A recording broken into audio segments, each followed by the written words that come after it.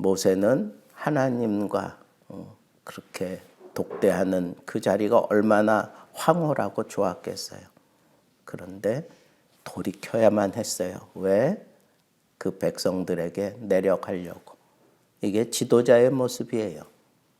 그렇죠? 이게 지도자의 모습이에요. 백성들이 지금 하나님의 뜻을 저버리고 잘못된 그런 춤판을 벌이고 있는 우상 숭배하는 그런 모습을 보고 하나님의 진노를 불러일으키는, 그러면서도 자기들의 잘못이 뭔지 깨닫지 못하고 있는 그 백성들에 대한 책임, 그 백성들에 대한 지도자로서의 그 사명을 다하기 위해서 돌이켜 내려가는 그런 모세의 모습에서 뭔가 깊은 깨달음이 저에게 있습니다. 지도자라면 이래야지 하는 생각이 좀 들었습니다. 자, 그런데 그렇게 내려가 진중에 가까이 왔을 때 이 여호수아는 너무 큰 소리가 막 나니까 전쟁이 일어난 줄로 생각을 했어요. 전쟁이 일어난 줄로 생각을 하고, 모세는 아니다, 내가 듣기에는 그런 소리가 아니라 노랫소리다 라고 그렇게 얘기를 했어요. 모세는 다 알고 있잖아요. 하나님과 이런 대화를 하면서 이미 이 백성들이 지금 어떤 짓을 했는지 다 알고 있는 거죠. 우리가 진정한 영적인 지도자가 되려면 하나님과 깊은 교제를 하는 그런 모습으로 자기를 담금질하고 그 영역을 이렇게 지켜내야 하는구나 하는 깨달음도 우리가 얻을 수 있어요. 여러분들이 정말 사모하고 여러분들이 정말 하나님 앞에서 내가 바른 판단력을 가지고 이 세대를 살아가기 원한다면 하나님과 깊은 교제하는 자리를 놓쳐서는 안 돼요. 하나님과 깊은 교제하는 그 자리에 있는 사람이 진정한 지도자입니다. 여기서 우리가 이제 두 번째 생각해야 될 것은 이 모세가 하나님이 직접 하나님의 손으로 써주신 그 두 계명, 두 돌판을 들고 내려왔단 말이에요. 그죠? 얼마나 귀한 거예요. 하나님이 직접 써줬는데 하나님의 손으로 그걸 가지고 내려왔어요. 근데 백성들이 송아지를 만들어 놓고 거기서 막 춤판을 벌이고 이방인들의 그 우상 숭배하는 그 춤판이 거기서 벌어지고 있는 거예요. 문란하고 성적으로 막 더러워지고, 그리고 뭐 질서도 없고 괴성을 질러가면서 막 소리 지르면서 막 이러니까 여호수아가 듣기에는 무슨 전쟁 난 걸로 생각할 정도로, 그런 광경을 모세가 보는 순간 이미 다 알고 내려왔지만 현장에서 딱 부딪히니까 모세가 그냥 견딜 수가 없었어요. 너무 화가 나가지고 자기 손에 있는 이 두 돌판을 그냥 집어 던졌어요. 조금 높은 위치에 있었던 것 같아요. 밑에다가 확 집어 던진 거죠. 그 송아지를 향하여 던졌겠죠. 그러니까 두 돌판이 깨졌어요. 이스라엘 백성들을 위해 주신 그 계명인데 이미 그 계명을 받기도 전에 이 백성들은 그 계명의 저주 아래 놓이게 되어버린 거예요.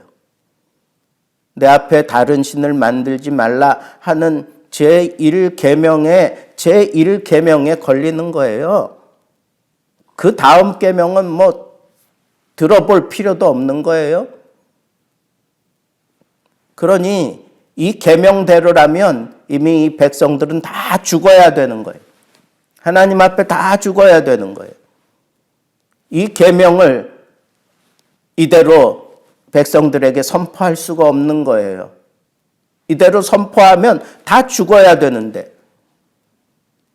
그러니까 모세는 집어 던졌습니다. 깨어져 버렸어요. 이미 다 파기가 된 거예요. 근데 백성들은 여전히 살아있어요. 모세도 살아있어요. 계명이 깨지면서 그 계명의 밑바닥에 깔려 있었던 하나님의 사랑이 드러났구나 하는 생각을 했어요. 계명대로라면 다 죽어야 되는데 그 계명 밑바닥에 깔려 있었던 그 사랑이, 하나님의 사랑이, 그 계명이 깨어지면서 사랑이 피어났어요. 하나님의 사랑이 바탕이에요.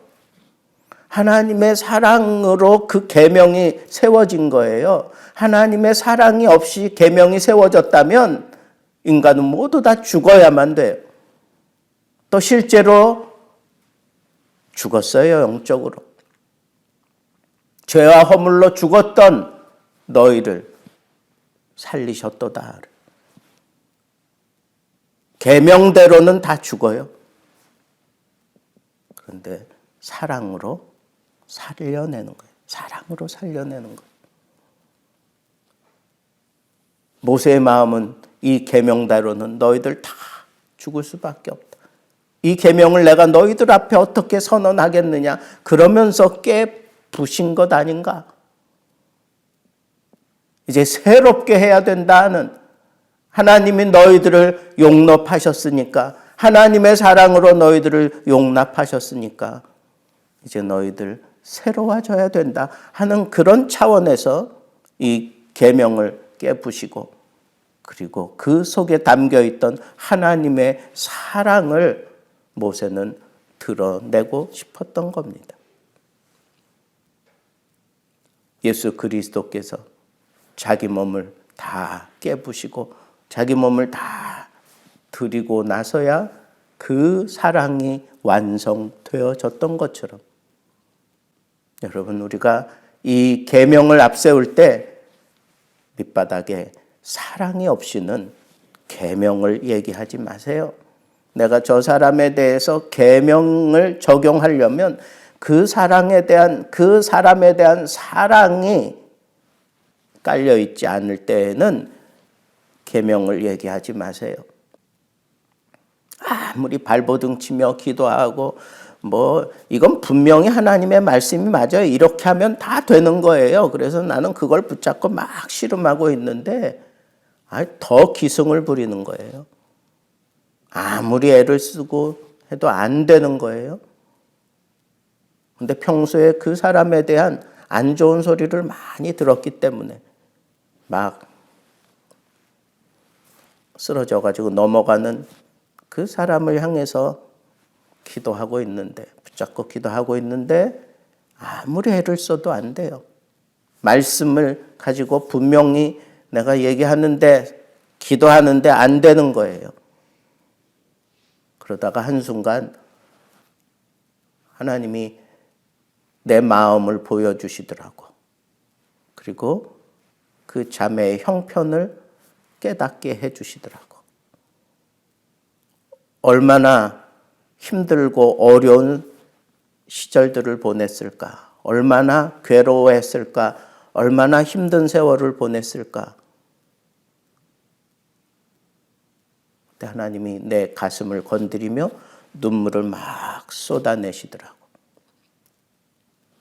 그 자매에 대한 사랑이 막, 예수 그리스도의 사랑이 흘러가기 시작하니까 그렇게 힘들어하던 자매가 잠잠해지더니 그 병에서 노임을 받았어요. 저는 분명히 알아요. 하나님의 말씀으로 악한 영을 대적할 때에도 사랑이 근거가 없으면, 예수 사랑이 그 바탕에 없으면 악한 영들이 더 잘 알아요. 여러분들 마음속에 그 밑바닥에 그리스도의 사랑이 있어야 돼요. 그 사랑으로 사람들을 판단하고 그 사랑으로 사람들과 관계를 형성하고 그 사랑으로 하나님의 뜻을 이룰 수 있는 그런 사랑의 사람이 되기를 우리 주님의 이름으로 축복합니다.